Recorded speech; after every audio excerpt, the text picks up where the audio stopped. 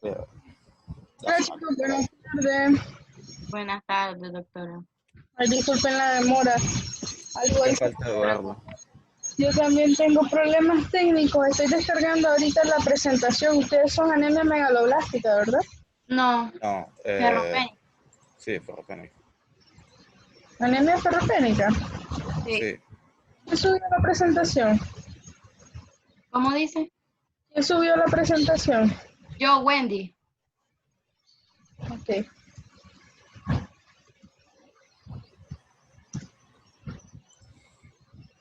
¿Están preparados?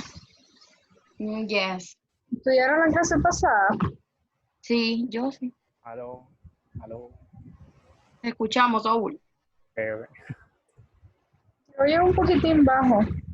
Cambio fuera. no sé cómo subirle, la verdad. A ver. No, ahora sí ya se oye. Sí, ok.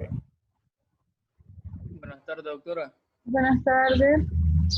¿Saben qué les iba a pedir? Cuando fueran exponiendo, vayan diciendo quién va a ¿Cómo hablar. dice? Cuando vayan exponiendo, digan, soy fulanito de tal, porque a veces están exponiendo y no sé quién es el que está hablando. Bueno, Que le digamos. Teléfono. Entonces, Wendy. Absurdo. Listo. Entonces voy a proyectar pantalla ahorita. ok.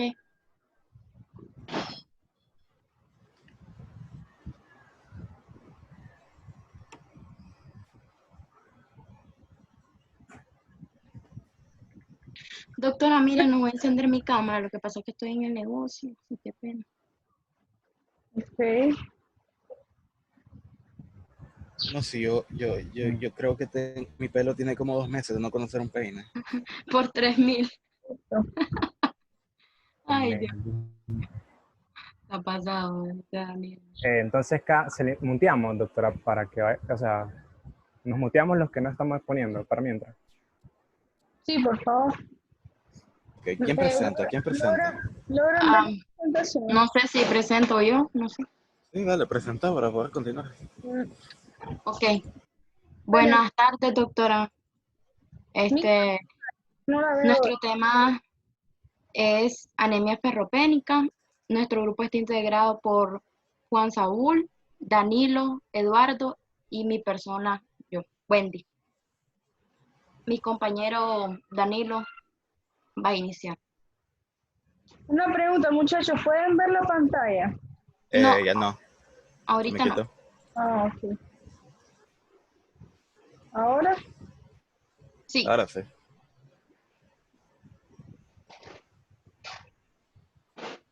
Entonces comienza Danilo.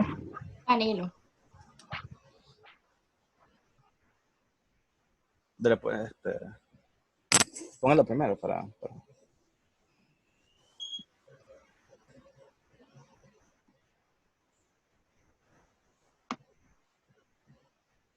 Ok, antes que nada, una pequeña introducción sobre lo que es la enfermedad. Lo que podríamos decir en principio es que es una carencia de lo que es el hierro. El hierro es el elemento más, es el ion central de lo que tenemos en el grupo hemo, ya sea la hemoglobina, mioglobina, citocromo. Entonces, al déficit de hierro se le llama ferropenia. Entonces, tenemos de que el hierro, la hemoglobina, lo que hace es tomar oxígeno. Tomar oxígeno, tomar oxígeno, tomar oxígeno. Entonces, cuando esto pierde esa capacidad, dado que no tiene suficiente hierro, el transporte del oxígeno no se da de manera correcta. La enfermedad de la anemia ferropénica va dividido en fases. Puede avanzar una.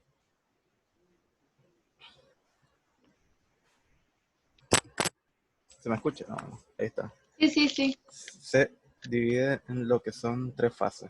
Primero está lo que es el agotamiento de los depósitos de hierro. Tenemos lo que es la eritropoiesis deficiente, pero la hemoglobina está normal. Pero la porfirina de zinc aumenta. ¿Qué significa esto? Que al aumentar este zinc, la concentración de hierro, por ende, va a descender y eso nos va a causar lo que es la anemia ferropénica. Y tenemos el último, la última fase, que ya directamente es con la reducción de hierro y hemoglobina. Y aquí es donde ya se empieza a presentar la anemia. Y en la médula ósea se observa escaso hierro teñido, o sea, que pierde su coloración. Después tenemos unas cuantas causas, podría ser por algunas lombrices que esté causando una hemorragia constante por asuntos de la dieta, no estar consumiendo el suficiente hierro en lo que es la comida. También podría darse por lo que es la enfermedad celíaca. La enfermedad celíaca es la que no se puede absorber bien el gluten, entonces esta puede afectar también a la absorción del hierro. Dale la siguiente, que creo que ella más adelante.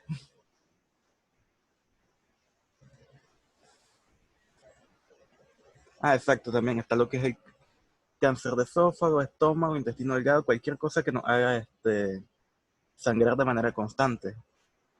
Y la otra que se me había olvidado mencionar es cuando necesita más hierro de lo normal. O sea, cuando una mujer está embarazada, lo que necesita es hierro para las células sanguíneas del feto, entonces necesita más hierro y puede caer en lo que es anemia ferropénica.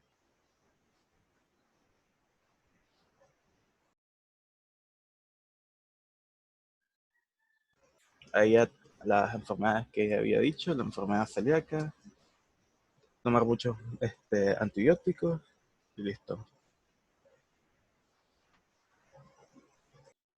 Entonces, a continuación voy a exponer acerca de las estructuras bioquímicas que se ven afectadas debido a este tipo de anemia. Como de manera introductoria, como había hecho mi compañero Danilo, puede adelantar, doctora, por favor.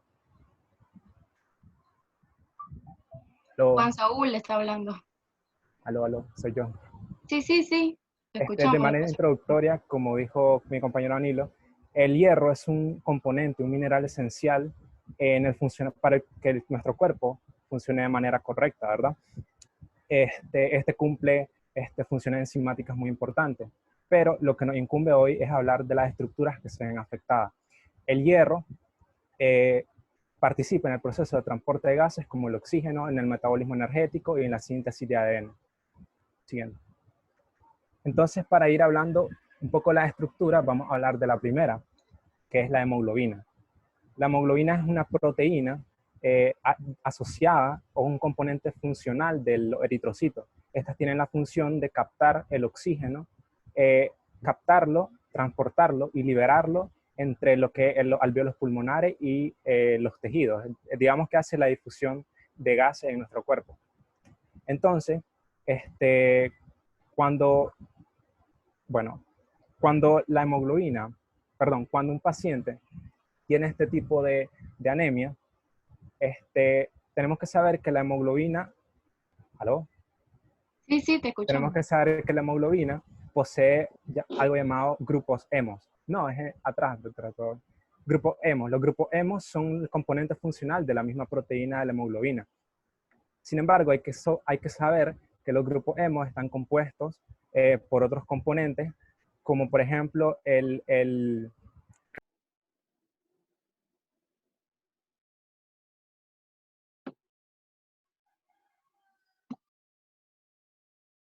Saúl.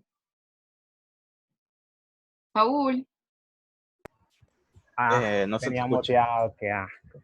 A ver, la hemoglobina posee grupos hemos. Los grupos hemos están compuestos. Ay, Dios. Los grupos hemos son el componente funcional de la hemoglobina. Entonces, los grupos hemos están conformados por otros componentes que son los esenciales para el transporte de los gases. Entonces, para conocer cómo la hemoglobina se ve afectada por la anemia, por la falta o el déficit de hierro, hay que conocer los componentes de los grupos hemo. El grupo hemo está conformado por el succinilcoenzima A que se obtiene del ciclo del ácido cítrico, uniéndose a una glicina. Forman grupos pirroles. 4 grupos pirroles forman algo llamado los protoporfirina 9. Y estas protoporfirina 9 se unen a átomos de hierro. Es decir, el hierro funciona como un enlazante, los cuales conforman los grupos hemo. Imagínense que las protoporfirinas están a los lados y el hierro se encuentra en el centro. Entonces, este lo une. Una persona que tiene déficit de hierro no va a poder enlazar las protoporfirinas, por lo cual los grupos hemo de la hemoglobina no va a ser capaz de transportar el oxígeno. Ahí tenemos lo que provoca pérdida de captación o afinidad de oxígeno. Las personas que tienen este problema, por eso presentan disnea, dificultad respiratoria y palidez, porque la saturación de oxígeno no es suficiente. Los eritrocitos no han tan cargados con glóbulos rojos. Y bueno, eso es todo. Solamente una pequeña corrección. Se pronuncia disnea. Ok. Gracias. Entonces, el siguiente componente que se ve afectado es otra proteína llamada transferrina. La transferrina, como ahí lo dice, es una proteína transportadora específica de hierro. Esta proteína obtiene el hierro a nivel intestinal, lo absorbe y lo transporta a los diferentes órganos, tejidos, células que necesiten este componente. Entonces, tiene dos características importantes. Regula la absorción de hierro y su absorción depende de sus IRE. Esto es importante y lo vamos a hablar un poquito más adelante. Sus mecanismos de acción son dos: toma el hierro de la mucosa intestinal, como había dicho, y toma el hierro de los macrófagos. Cuando los eritrocitos, como había dicho, su grupo hemo de la hemoglobina poseen hierro. Cuando estos envejecen, los macrófagos se encargan de fagocitar y obtener y reutilizar ese hierro.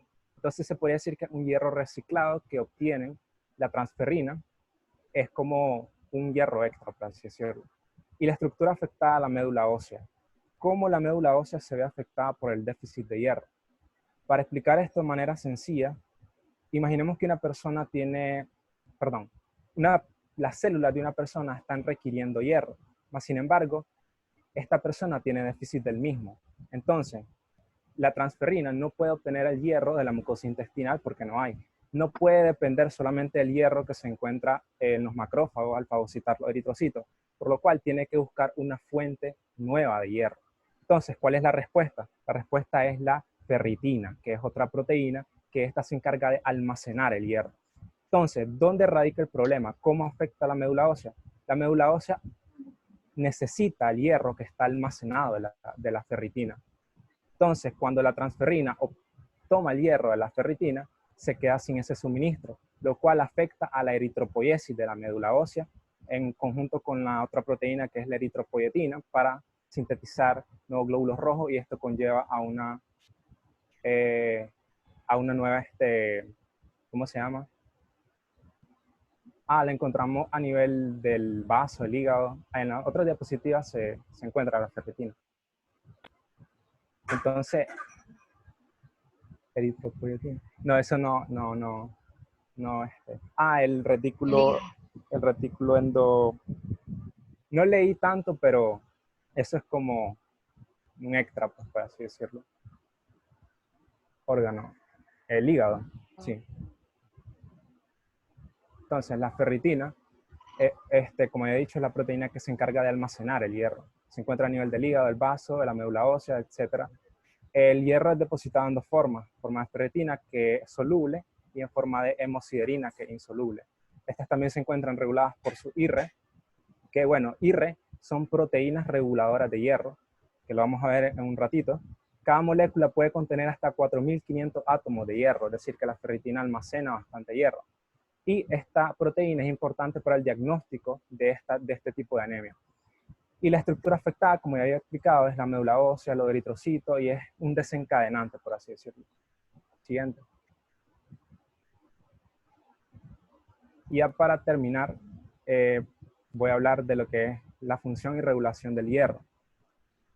En esta exposición se van a explicar cómo el hierro es un componente fundamental en nuestro cuerpo y cómo su déficit afecta a la estructura que nosotros poseemos para el correcto funcionamiento. Sin embargo, el hierro, como es vital, también es mortal, porque el hierro libre provoca, genera pues, radicales libres. Doctora, estaba preguntando que la eritropoietina, ¿verdad? La eritropoyetina es en el riñón, perdón.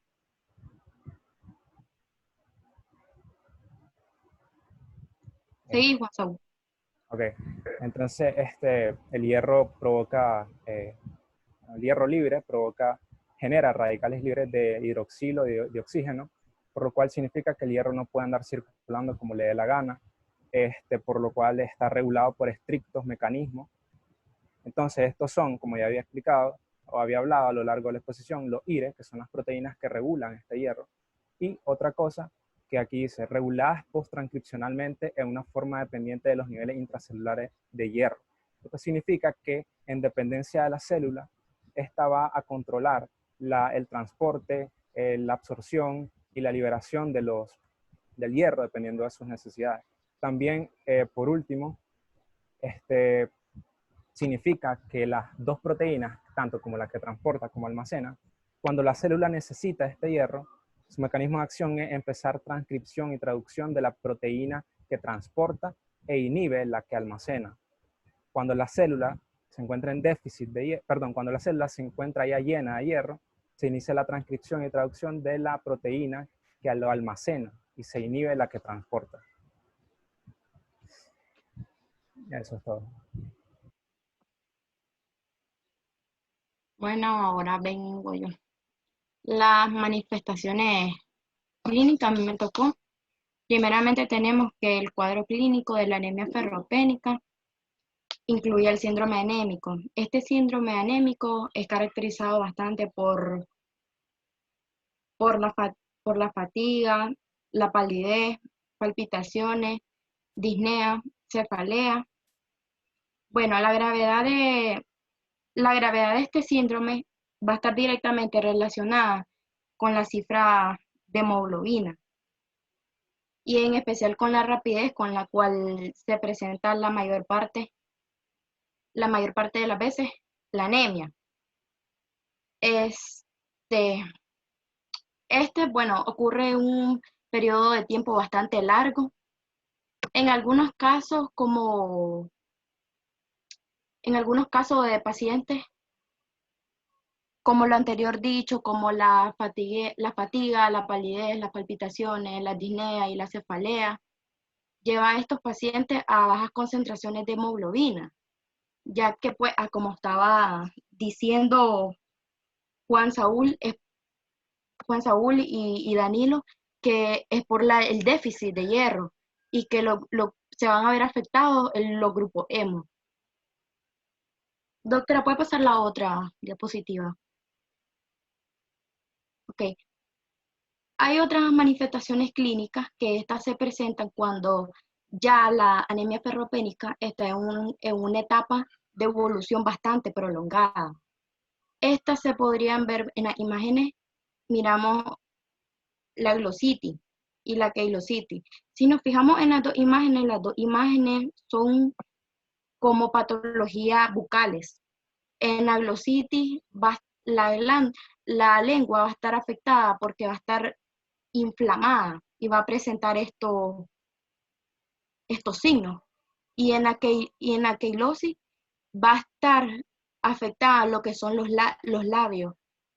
Va a estar afectado en el momento de que están quebradizos, están así, por así decirlo, despellejados. Puede pasar la otra diapositiva, doctor. También tenemos esta manifestación clínica que se le llama coilonoquía. Esta coilonoquía es un síndrome que se presenta bastante en la uña. Esto sale aquí en imágenes de que es similar, la uña se pone similar bastante similar a la de una cuchara. Por eso es que tiene así en la forma la uña. La otra diapositiva, por favor. También tenemos el trastorno de Pica. El trastorno de Pica es una enfermedad psiquiátrica, así como podemos ver, en la que los pacientes ingieren sustancias que no son apropiadas para nuestro organismo, como puede ser la tierra, piedra papel o alguna sustancia biológica. A veces pueden ser el hielo, el yeso, entre muchas cosas. Esta manifestación clínica es bastante importante mencionar, ya que en los casos de anemia ferropénica por hemorragia crónica es una buena parte del cuadro clínico el cual presenta. Es un cuadro clínico, cabe destacar que es un cuadro clínico secundario al motivo por el cual el paciente va a presentar pérdida sanguínea. La otra.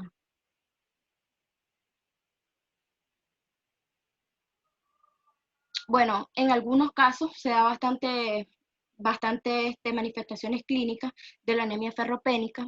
En los niños se da como falta de interés, se da disminución de memoria y de la concentración. Esto es más que todo en pediatría. Algunas ciertas situaciones clínicas aumentan la anemia ferropénica. Como decía, creo que lo mencionaba Danilo, era el embarazo, también se puede dar en adolescencia, en el periodo de crecimiento, y bueno, también pueden ser antecedentes de hemorragia intermitente. Hay una regla fundamental que destaca el libro de Harrison, y es que en el adulto, en la anemia ferropénica, se da la aparición de hemorragia en el tubo digestivo. Mientras, esto es como, por así decir, un síntoma que está, mientras que no se demuestre lo contrario, es porque tiene anemia ferropénica. Bueno, también los signos relacionados con la ferropenia dependen de la gravedad y la... Ahí les tengo que corregir un poco. Ok, dígame. No es que las personas con anemia ferropénica sangren, sino que las personas que padecen cualquier tipo de sangrado menstrual, gastrointestinal, Cualquier hemorragia constante hace que dé anemia.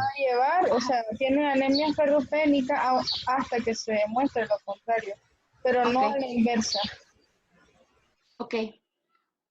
Bueno, entonces los signos relacionados con la ferropenia van a depender de la gravedad y la cronicidad de la anemia, con la que principalmente va a estar relacionada primero, porque cabe destacar que primero tiene que tener los síntomas de la anemia y luego va a recurrir a la anemia ferropénica. Eso es todo. Me toca a mí ahora, doctora. Bueno, yo le voy a hablar sobre lo que es el diagnóstico y sobre lo que tiene que ver el tratamiento. Primeramente, hablando un poco de lo del diagnóstico, se van a utilizar algunas... Eduardo, Sí, Eduardo. Se van a utilizar algunas pruebas diagnósticas, incluyendo pruebas de laboratorio, para poder colaborar con el diagnóstico, y que entre ellas tenemos lo que es el hemograma completo, la transferina sérica, la reticulocitosis y la ferritina. Además de que para este diagnóstico nosotros tenemos que tomar en cuenta algunos de los signos y síntomas que Wendy había explicado anteriormente, por ejemplo la colinogloquía, que son el dedo en forma de cuchara, o sea, la uña va a tener en forma de cuchara, la cailosis y una sumamente cantidad de signos que se pueden presentar en esta anemia. Bueno, como les decía, por el diagnóstico por análisis de sangre, en el hemograma lo que necesitamos es medir la cantidad de hemoglobina y el recuento y clasificación de las células sanguíneas, porque para diagnosticar la anemia se necesita de que la hemoglobina esté por debajo de los 12 gramos por decilitro, y eso es que en la mujer. En el varón sería menos de los 13 gramos por decilitro. Y como le había dicho, en el diagnóstico, para poderlo confirmar, necesitamos análisis del hierro en el organismo, como por ejemplo el nivel de hierro sérico, la ferritina sérica, transferrina, capacidad de fijación de hierro en sangre y examen de sangre oculta en S. Algún dato extra que le quería mencionar es sobre la prevención. En la prevención de la anemia ferropénica pasa porque tenemos que incluir al hierro suficiente en la dieta. o bien podemos llegar a tomar suplementos especiales durante periodos especiales como en el embarazo y la lactancia. Puede pasar la siguiente diapositiva. Como les decía, en esta prueba de diagnóstico, un examen de ferritina que mide directamente la cantidad de hierro en la sangre y el valor normal está entre 30 y 300 nanogramos por mililitro. En la hemoglobina, prácticamente va a medir el nivel normal de hemoglobina que hay en sangre. Valor normal de 13.2 a 16.2 gramos por decilitro. La transferina sérica, como les decía, esta nos va a medir en sí lo que viene siendo que si hay demasiado hierro o muy poco en la sangre, entre unos valores normales de 170 a 370 miligramos por decilitro. En los reticulocitos va a haber un análisis de sangre que nos va a medir a qué velocidad estos glóbulos rojos, que son llamados reticulocitos, son producidos por la médula ósea y liberados en la sangre, que es un valor normal entre 0.05 por 10 a la menos 3, que es como igual a un 2.5%. Y en el hematócrito, va a medir el nivel normal de los glóbulos rojos en la sangre y un valor normal es entre 40.7% a 50.3%. ¿Me puede pasar la otra?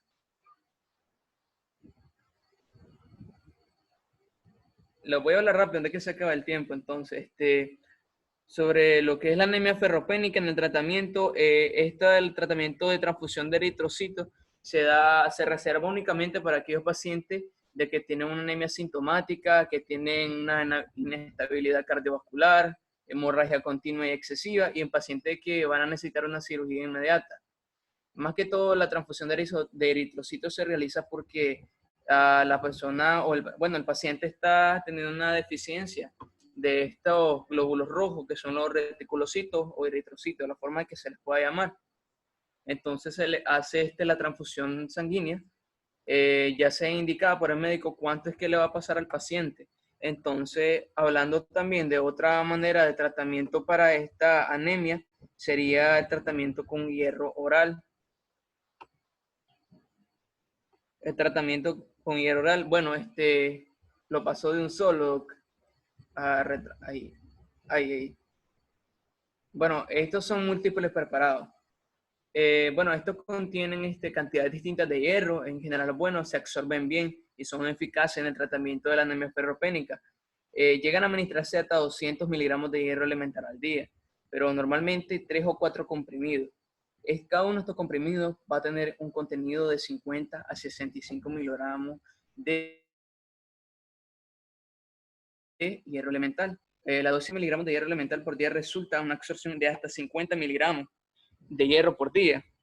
Además, alguna de las complicaciones que puede dar este tratamiento es que en pacientes de que no llegan a tener una absorción muy buena por hierro oral, tienen prevalencia a llegar al tratamiento de hierro de manera parenteral, porque de manera enteral la están rechazando, no está siendo muy bien absorbida por las paredes intestinales. Entonces, para no ser muy largo el asunto, pasé, profe, a la siguiente diapositiva y hablarle también lo de que es la manera parenteral. Bueno, no, la anterior, ahí. De manera parenteral, con este tipo de tratamiento, hay dos maneras de emplear este hierro parenteral. Bueno, primeramente una consiste en que vamos a administrar una dosis total de hierro que va a ser necesaria para corregir el déficit de hemoglobina que se presenta y proporcionar al paciente depósitos de por lo menos ya sean 500 miligramos, porque debemos de recordar que como hay déficit de hemoglobina, lo que nosotros debemos incrementar es el hierro, porque prácticamente también hay deficiencia de hierro, por eso es la anemia ferropénica.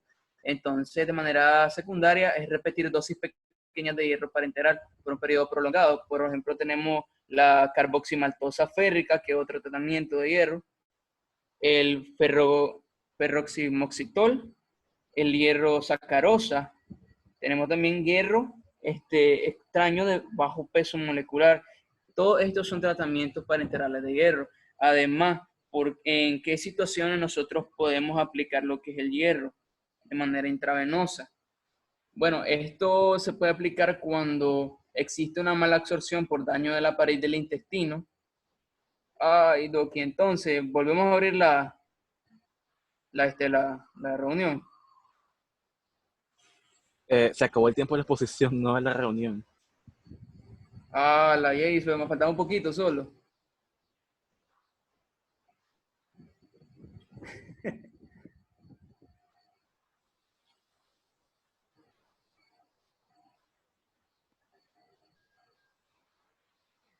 No, estuvo excelente estuvo excelente la exposición, la felicito. No tengo más preguntas que hacerle, me quedó todo claro, me parece que sí comprendieron el tema. Y pues con respecto a la ferropenia, ya ven que existen varias causas. Otra cosa que quisiera recargar que le tienen que recomendar a sus pacientes es que existen alimentos o cosas que aumentan o disminuyen la absorción del hierro. Por ejemplo, en Nicaragua tenemos una dieta rica en frijoles, los frijoles tienen hierro, pero mucha de nuestra población tiene anemia. ¿Por qué? Porque los frijolitos se los comen acompañados de un vaso de Coca-Cola o una taza de café, y esos alimentos combinados bloquean, por ejemplo, la absorción del hierro. Por eso es que hay mucha ferropenia en nuestro país. Igualmente, cuando vayan a tomar el tratamiento, si van a tomar el hierro con tableta, obviamente no tomarlo con gaseosa, no tomarlo con café o con otros factores que alteren la absorción. Entonces, Una pregunta. dígame. Cuando se da este tratamiento de hierro por vía oral, digamos, como usted nos estaba explicando, que el paciente no debe tomarlo con gaseosa, digamos de que si este paciente lo toma con gaseosa, este tratamiento, entonces lo que está haciendo es inhibiendo entonces la absorción de este hierro por las paredes intestinales, ¿no? Así es. Doctora, tengo una pregunta. Usted me Dígame. preguntó sobre la eritropoyetina, ¿verdad? Sí, ya Wendy dijo que lo secreta el riñón. El riñón, pero pensaba que me estaba preguntando la ferritina, me confundí. Pero también la eritropoyetina la secreta el hígado en el feto, sí, cuando está en gestación, el hígado también secreta esa El proteína. principal órgano es el riñón. En realidad creo que el hígado la percibe, porque en el periodo fetal el hígado es el encargado de sintetizar los eritrocitos, no la médula ósea. Así. Entonces él actúa en base a la eritropoyetina, pero quien la secreta es el riñón. Riñón. Ah, ok. Ahora, según lo que estuve leyendo, ya no para hacerle largo tanto el asunto, cuando se da el tratamiento por vía parenteral de hierro, estuve viendo de que es más eficaz todavía que el hierro oral. Bueno, esto en dependencia, si a este tratamiento por vía oral no le está llegando el paciente, o sea, no lo está absorbiendo de muy buena manera, y al aplicarla por vía intravenosa el hierro, estuve leyendo de que a los pacientes le da una mejoría más rápida. O sea, se le pueden aumentar más rápido los niveles de hierro que ha estado perdiendo por la anemia. Y la anemia es por la falta del hierro, no es que la anemia produzca falta de hierro. Uno. Y lo otro, sí, puede ser más rápida la mejoría, pero igualmente los eritrocitos tienen su periodo de formación. Para formar un eritrocito completo y maduro, tienen que pasar 4 o 5 días. Entonces tampoco es como que le pones el suero y el paciente camina, levántate y anda. E igualmente, el hierro parenteral puede tener muchas reacciones adversas. Entonces, que son más severas que las reacciones adversas del hierro oral, que son estreñimiento o dolor abdominal.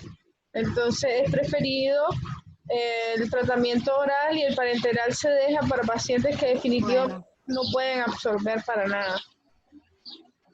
Entonces, chicos, muchas gracias, que tengan un buen día. Chaito. Gracias, doctora.